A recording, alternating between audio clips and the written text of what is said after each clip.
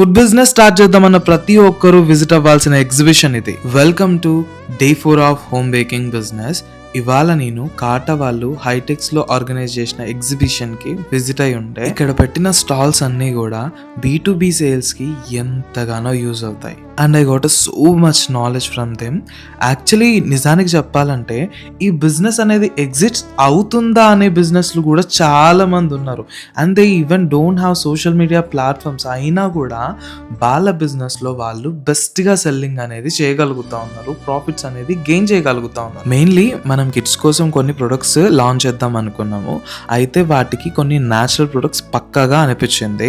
నా వరకు నేనైతే ఫోకస్డ్గా కొన్ని ఆర్గానిక్ ప్రొడక్ట్స్ పైనే టైం అనేది స్పెండ్ చేశాను. అండ్ హానెస్ట్గా చెప్తున్నాను, చాలా మంది ఎంగేజ్ ఎంటర్ప్రెన్యూర్స్ కూడా ఉన్నారు. డెఫినెట్లీ ఈ ఎగ్జిబిషన్ మన టయోకి చాలా యూజ్ అయింది.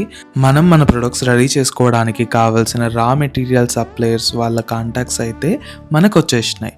వాళ్ళు కూడా ది బెస్ట్ అండి. నేనైతే ఈ సమిట్లో చాలా మందిని కలిశాను and I feel very happy for that. ఏంటంటే సోషల్ మీడియాని కంప్లీట్లీ బిజినెస్కి మెయిన్ రీజన్ అయ్యే ఈ జమానాలో వాళ్ళు అసలు సోషల్ మీడియాకి దూరంగా ఉంటూ కూడా వాళ్ళ బిజినెస్ని అంత బెస్ట్గా ముందుకు తీసుకెళ్ళడం. మీరేమంటారు? ఇట్లు మీ పవన్ కళ్యాణ్.